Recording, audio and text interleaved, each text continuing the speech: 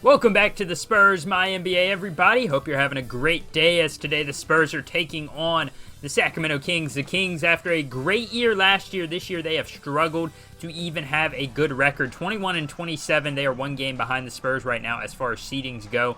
Despite adding Jonathan Isaac, a guy who should have made them only better, the Kings have struggled, and without Keldon Johnson out of the lineup today, the Spurs are going to be struggling to get their offense going, but we're going to go ahead and hop into this one early in the first quarter as you see De'Aaron Fox warming up. We're going to start 0-0. Devin Vassell driving down the court, and Jonathan Isaac standing in the lanes there already making a play. Kevin Huerter on the transition midi, and he's going to knock that one down. Keegan Murray now 2-0 for the Kings. Murray is going to drive, and he's kind of pushed back by Emoni Bates. Instead, De'Aaron Fox gets helped off of the corner, and Fox is going to hit the three as we are nearing the trade deadline, everybody. It is going to be an exciting time in this series. Kevin Huerter gets Jeremy Sochan up in the air, and he hits another one, so the Spurs quickly down 7-3. Tre Jones back in the lineup. We missed him last episode. This time he is back and healthy. Only Keldon Johnson is out of the lineup for a little bit. Jones is going to get the screen from Emoni Bates, who's getting his first career start. Jones instead finds Jeremy Sochan,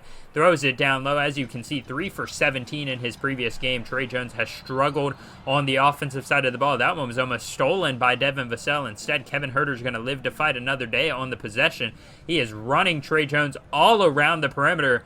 De'Aaron Fox going to drive right by Tre Jones, and he's going to slam it down 11-5.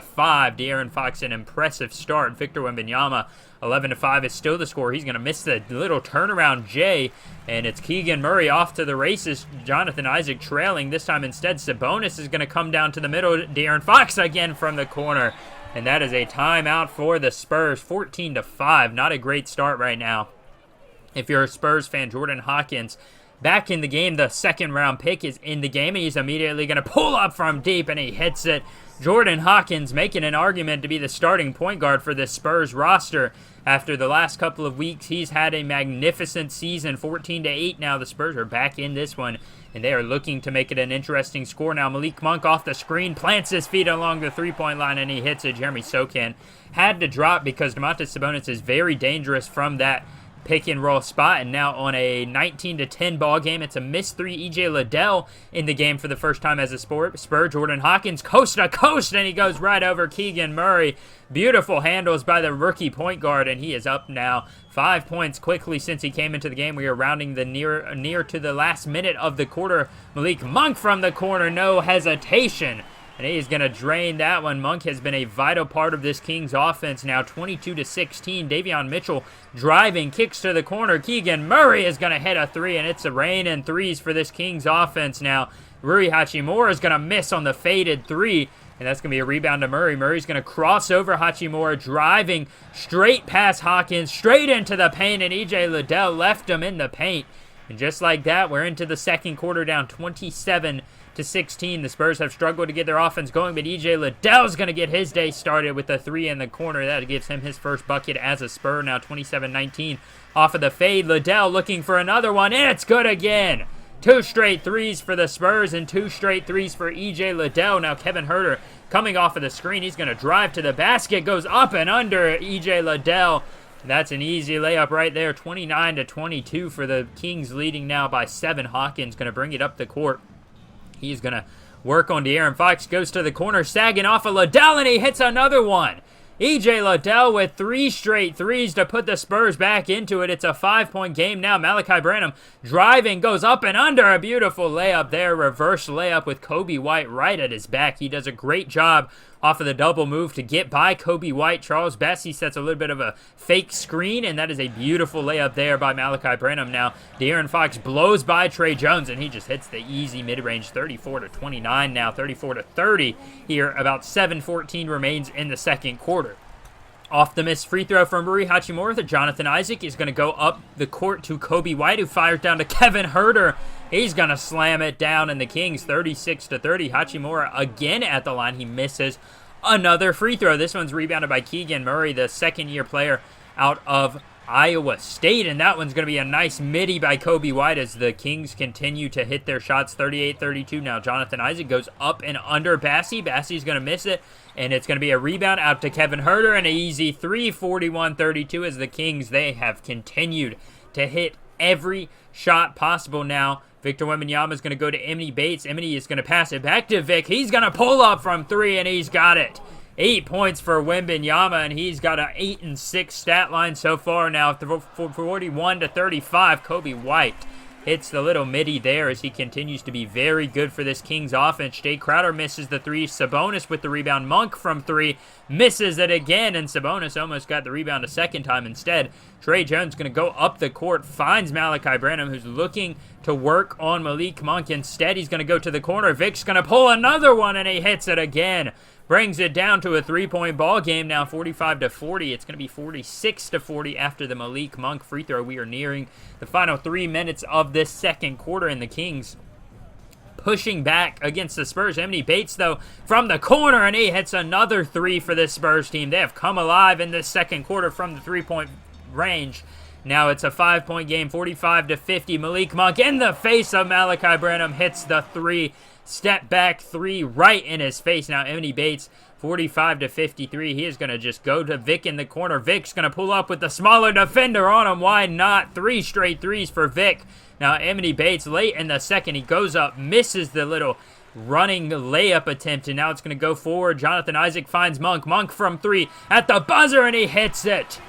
56 to 48. The Kings are on fire today. The Spurs defense really cannot do much about that one. E.J. Liddell back in the game. Jordan Hawkins as well back in, trying to start this second half. Devin Vassell has struggled. We needed him to have a big game today.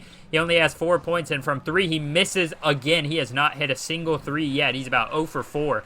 Now 63 to 52 here early in this second quarter. Sabonis got it on the perimeter. He's going to work on Bassey. Finds De'Aaron Fox. De'Aaron's going to go to Kevin Huerter, who's going to pull up off of the screen, and just a tough shot there by Huerter, but he is going to hit it.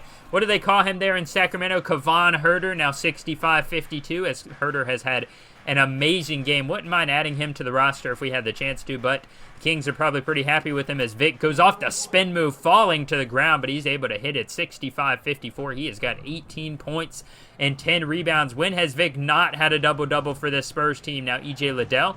Socan's going to kind of reset it, and they've got Vic down low with the mismatch. He misses the easy little 5-foot jumper, and this gives the Kings an opportunity to bring it back up to 10. Murray in the corner. He is going to find Davion Mitchell. Mitchell pump fakes, gets Vic in the air, and he's going to step forward for the easy mid-range.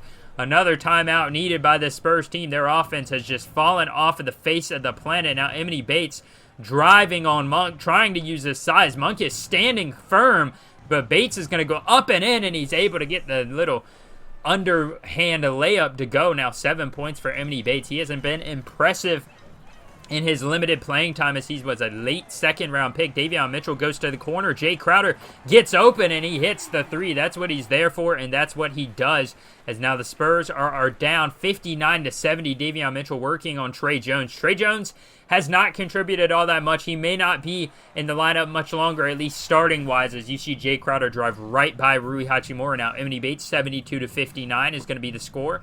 Trey Jones off the screen looking to get it down low to Vic. Vic's going to get by Keegan Murray, and he is too small to even think about guarding him as Trey Jones driving with 11 seconds left, going all the way around Davion, gets into the paint and gets an easy layup. He has 4 points so far today, but he has missed a large majority of his shots. Now 8 seconds left. Monk driving on Blake Wesley. Monk going to pull up in his face, and he hits it again. Malik Monk ice in his veins as the Kings are up by 12 here going into the fourth quarter. Jordan Hawkins going to start the fourth quarter with an easy kind of behind-the-back, step-back, mid-range jumper over to Montes Sabonis. Now Davion Mitchell is going to go to Fox. Fox is being guarded by Hawkins. Hawkins is going to continue to help off of one man, and this time Huerter's got a 3, and he's not going to miss. 80 to 67. I mean, what else can you do if he's going to get open shots like that? Sabonis misses the layup, goes out to Huerter. Huerter misses this one. Thankfully, you've just got to pray and thank the gods for that one as Jordan Hawkins coming down the court, down 67 to 80 off the screen, goes behind the back, steps into it, and he misses it. Victor Wembanyama with the rebound. Hachimura from deep hits the 3. Rui brings it to a 10-point game. It's back up to 12 now, though. The Kings offense pretty much unstoppable as Jordan Hawkins wants to get into the paint. Instead, he uses the screen, gets back to the top of the key, and he hits another one. 12 points for Jordan Hawkins as he has consistently played like a starting point guard on this roster. Now De'Aaron Fox, he's going to shoot his own three. He's going to connect with his own three. Have no idea how this Kings team is so bad right now, but they have been very good in this game, to say the least. Trey Jones going to go up and over Fox, but he can't miss it. It leaves it short. His struggles continue now. Domantas Sabonis in transition to Kevin Huerter. He's going to hit the three in the corner. Kevin Huerter continues to harm this defense. Now 78-92. E.J. Liddell with 12 points and 7 rebounds. He will probably find a permanent spot in the rotation after a game like this. Jordan Hawkins working on Davion. Pulls up in his face, and he hits another one. 16 points. He's got 9 in the fourth. A minute and a half remains, down by 11. Emoni Bates driving on Keegan Murray. He's got a little bit of a size advantage, so he just launches it up and into the basket. Now 93-83. The Kings are at the free throw line. Sabonis is going to hit the second one, 94-83, with about 55 seconds left. Hawkins, he's had a great fourth quarter, but this offense as a whole has struggled. Now he's going to go around the screen. Open. They continue to go under the screen. Jordan Hawkins is going to continue to exploit that as he hits another three. Now De'Aaron Fox coming back the other way. 44 seconds remaining. 94-86 is your score. Domantas Sabonis with the ball. He's going to give it to Fox off of the screen. He's going to drive right by Jordan Hawkins, and he slams it in. 96-86, and this one is pretty much over. But Jordan Hawkins, maybe he's got a little bit something else left up his sleeve. He scored like 4 straight baskets for the Spurs, and this time he's going to hit another one. Brings it back 96-89 now with 19 seconds left. 22 points, 4 assists for Jordan Hawkins. He's going to do another step-back three over Fox's outstretched arms, and Hawkins brings it back to 5 now. They're going to foul De'Aaron Fox and send him to the free throw line with about 13 seconds remaining. Fox is going to hit the first one. If he hits this next one, it's pretty much over, and he does just that. An 8-point game as the Spurs call a timeout, but as you can see, Victor Wembanyama has had a great game. Jordan Hawkins has had a great game, and the team as a whole has had a tough job converting on threes and converting on opportunities without Keldon Johnson there to lead this offense. And with 13 seconds left, they have very, very slim odds for this team to come back down by 8. Jordan Hawkins going to go for the pass, and Davion Mitchell gets the steal. They can just run out the clock now. Keegan Murray gets it back to Mitchell, who's guarded by Hawkins. And the Kings are going to get a win. They're going to jump over the Spurs in the power rankings or in the standings as they win by 8 points, 192. A hard-fought game by a very depleted Spurs roster. And maybe some big trades coming on in this episode in a few seconds, as they have a lot of options to make as far as the roster goes and as far as the lineup goes, especially considering how some of the rookies are playing. So it'll be interesting to see where we go going forward as far as our lineup goes and our minutes and our rotation goes. But the Kings get the win today, 100-92. A great performance by De'Aaron Fox and Kevin Huerter, and a good showing by Victor Wembanyama and Jordan Hawkins. This game reminded me of that first game we had in episode 1 against the Atlanta Hawks, our season opener. The Kings were on fire from 3, at least for most of the game. I mean, they did end up shooting 12 for 40, which isn't the greatest, obviously, but Kevin Huerter was 3 for 6. De'Aaron Fox was 3 for 6. Malik Monk was 4 for 10. They shot good from 3 when it came down to it and when they needed to. Malik Monk hit some very tough shots on his way to 17 points that won. 2 buzzer beaters basically at the end of quarters, and they were just on fire. De'Aaron Fox had 19. Kevin Huerter had 24. Domantas Sabonis didn't really contribute on the offensive side of the ball, but he had 15 rebounds along his 8 points. But Victor Wembanyama gave us what we expect from him. Right now in the season, he's averaging a double-double, 19 points, 10 rebounds, 3 assists. Today he had 24 points, 19 rebounds. He played way more than anybody else besides Devin Vassell. And he also had 4 blocks. He was 10 of 14 from the field. 3 of 4 from 3 was very impressive. But Jordan Hawkins, I think, has to be the player of the game today. 25 points, 1 rebound, 4 assists. He had no steals, no blocks, but also no turnovers. He was 8 of 12 from the field. I mean, 6 of 9 from 3. He almost single-handedly, you guys saw it there, he basically single-handedly kept this team in the game there late in that fourth quarter until the Kings were able to pull away. Alongside him was E.J. Liddell in that second quarter. He had 9 points, I believe. 12. He finished with 12, 7, 4 of 6 from the field, 3 of 5 from three-point land. Very excited to see how he can continue to contribute. Emoni Bates had 9 points, 1 rebound, 2 assists. He had a turnover. Struggled from the field a little bit. He shot 40% from the field and 1 of 5 from 3. A little disappointing there. But Devin Vassell, trying to be the number one option with Keldon Johnson out. He was very bad today. 4 of his 6 points were from the free throw line. Couldn't hit a 3. Made 1 shot from the field. Not a good game from him. Trey Jones, another guy, very disappointed in him. Trey Jones was 4 points, 2 rebounds, 5 assists, 1 steal, and a turnover. He was 2 of 8 from the field and 0 of 3 from the three-point line. He can't really shoot those threes, but once he can't get into the paint, he's got to settle for something, and it wasn't that good for him today. The same way with Rui Hachimura, 1 of 6 from the field, which all of those were three-point shots, and he was also 1 of 4 from the free throw line, and despite that, we stayed close. I have to feel like if we had contributed or had played a little bit better, we would have easily won that game. And if you look at the standings right now, we are the 13th seed. At this point, it's getting to where we have no chance at the 10 seed. We have to try our best to maybe tank and just get into the lower seeding so we can have as high a pick as possible. And as we get to the trade deadline, I was looking around the roster and just wondering if anybody on here would be a good trade piece. Trey Jones is a possibility. He's a guy that we re-signed to a contract. I do have to go ahead and make his contract a little bit bigger, but nobody's really interested in him. Devin Vassell, who's on a 1-year deal, he will be up for a big extension next year.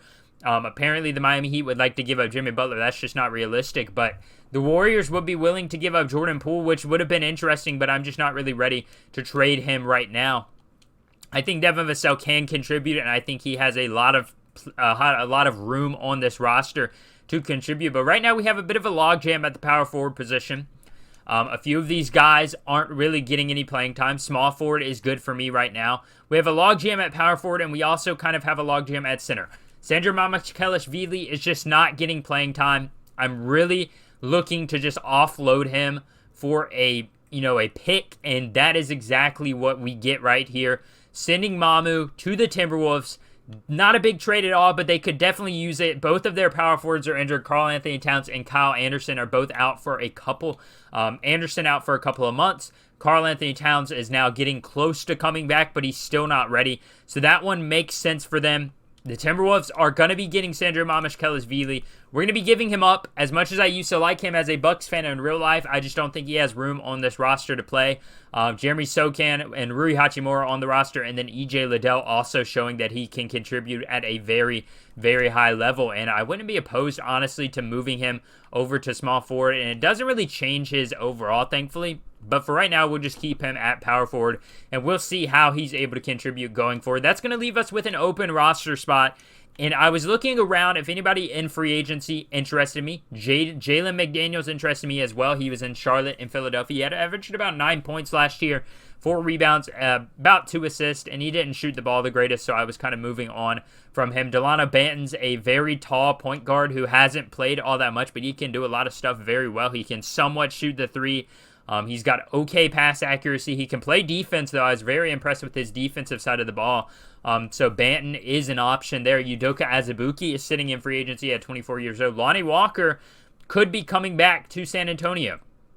It would be interesting if he was willing to come back. He is still young. He's 25. He's a very good offensive player. I would not be opposed to that. Then we've got guys down here that you start getting a little bit younger. You've got Sharif Cooper, a point guard out of Auburn. He didn't get much playing time last year with the Hawks, and he averaged only about 0.5 points per game. But if you look at his per 36, he was averaging about 7 points per game. There's some other young pieces. Isaiah Mobley, Evan Mobley's brother, per 36, he was averaging 17 points per game. So that's a good outlook for him. Dwayne Washington Jr. I didn't end up signing anybody, or I'm not going to end up signing anybody today. But if you think any of these players would be a good fit on the roster, go ahead and comment down below who your favorite option would be. There's a lot of young options in free agency. We're probably looking at a point guard or a shooting guard or maybe even a small forward because Emily Bates does still struggle. I wouldn't be opposed to making Jordan Hawkins full-time starting point guard at this point. We're pretty bad. So it's not like we're going to get any better or any worse really without him. Or with him starting, so I'm interested to see what your guys' opinion on that would be. We do have Amari Bailey on the roster, still a 19-year-old shooting guard from, where's he from again? It is from UCLA. And then at the small forward position, Keldon Johnson's out for a couple more weeks. Right now we've got Emily Bates starting, but we also have Danny Green there, so he can provide some veteran leadership. And I'm not really sure where we would go from here. I think a point guard would be a good spot to sign, but like I said, that's really the only move we're going to make at the trade deadline. But there is a major move going on in the NBA. The biggest trade of them all, the New York Knicks. They're the 4 seed right now. They're missing a major piece. You've got to look at this roster and think it's time to do something. Time to make a move to make it fit and make it make sense. Evan Fournier's massive contract. The Suns are 15th in the Western Conference. They are struggling. They are not very good right now, and it's a very good chance that they're going to blow up this roster, and they want to at least make a run for that number 1 overall pick right now at the 15th seed. And with that in mind, with Chris Paul out for 6 to 8 weeks, DeAndre Ayton out for 4 to 6 weeks, Chris Paul is going to retire after this season. I can almost guarantee it. The Knicks would make a lot of sense for them to trade for Kevin Durant. They've been wanting to do it for a while now, and they are going to finally pull the trigger. It is going to be Julius Randle, Emmanuel Quickley, Evan Fournier, and a 2026 top 5 protected first-round pick from the Knicks going to Phoenix. The Suns are going to get a good veteran power forward, a good young shooting guard who's on an expiring contract if you don't want to bring him back. Evan Fournier is just kind of filler there. And the Suns are going to send Kevin Durant and Eric Gordon to the Knicks. In order to do this, both teams are going to accept the trade, and Kevin Durant is your newest New York Knick. As you can see, he is 35 years old, a 91 overall, and just like that, this team gets much, much better. Jalen Brunson at the 1, Eric Gordon can provide some shooting at the 2, RJ Barrett, Kevin Durant, Mitchell Robinson. Off the bench, they've got Kelly Oubre Jr., who's averaging about 16 points per game, Isaiah Hartenstein, Quentin Grimes, who could be the starting shooting guard if we're being honest, but they probably want to go with him off the bench as a spark plug. Svi Mikhailuk and Goga Badatsi. And if we go look at the Phoenix Suns, not the greatest look for them right now. They're definitely not going to make a playoff push, but right now they've got Dennis Schroeder, Devin Booker, Evan Fournier starting at the 3, Julius Randle, Dwight Powell at the center position. Then you've got Emmanuel Quickley, Darius Bazley, Landry Shamet, and a couple of young guys off the bench. That's the biggest trade of this trade deadline. There really was not any other teams that I looked at that seemed like they would want to make some big moves or make any big moves really at all. There's a few guys here that we couldn't, or I would like to re-sign, but unfortunately we're not going to be able to re-sign any of these guys. Trey Jones, I'm going to have to go in and edit his contract. The last time I did it, it didn't save. But you guys remember at the first episode, I did give him a 4-year deal. So unfortunately for us, we're stuck with him for 4 years. So whatever happens, we are going to have to, wait until his contract's up or make a trade. I believe we gave him around the same amount. I think we gave him about $8 million over 3 years. And then maybe, I think it might have been a team option after that. I can't remember exactly. I'm going to go and look at it when I get done with this video just to make sure his contract is accurate. And at $8 million, it is a honestly a good trade because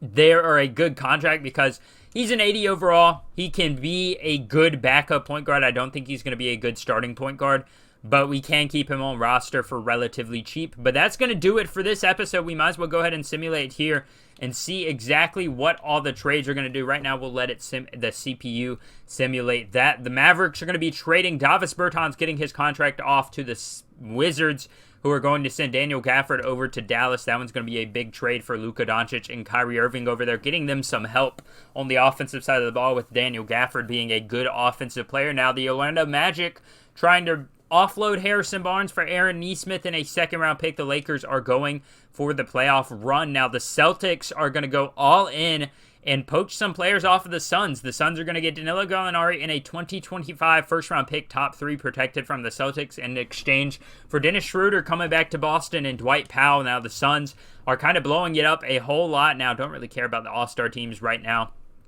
The Mavericks are going to trade Otto Porter and John Wall for Andre Drummond and Marcus Noel. Very interesting trade for the Raptors. I think they're just trying to offload that Andre Drummond contract, is Victor Wembanyama is going to suffer a broken right hand. That's going to be a couple weeks out, but thank the Lord, Keldon Johnson comes right back in to the lineup now, and that is going to be a good, for whatever reason, it's not.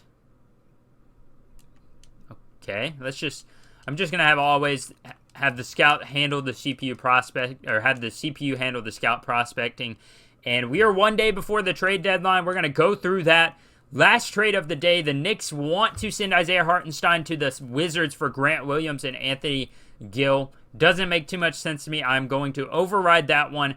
And that's going to be your NBA trade deadline. As far as that goes, we're going to simulate through the date, and there are no more trade offers that can happen. Unfortunately for us, we can't make any more moves. This is the team we're rocking with the rest of the season. Victor Wembanyama out for a couple of weeks, and we're going to run to the end of the season, honestly. It's not a great year right now. We're 22-33. We haven't really had a lot of success, but I'm going to play probably 2 more episodes in this season and see how this team can end up. Right now, we're going to go ahead and go to the Spurs and Thunder game as Malachi Branham suffers an injury as well. We're going to leave him in the lineup, and this team continues to struggle to win games, but they're able to get a win there. Jeremy Sokan's back in the lineup. Blake Wesley, a big injury there. Victor Wembanyama has healed from his injury, so he will be returning to the lineup.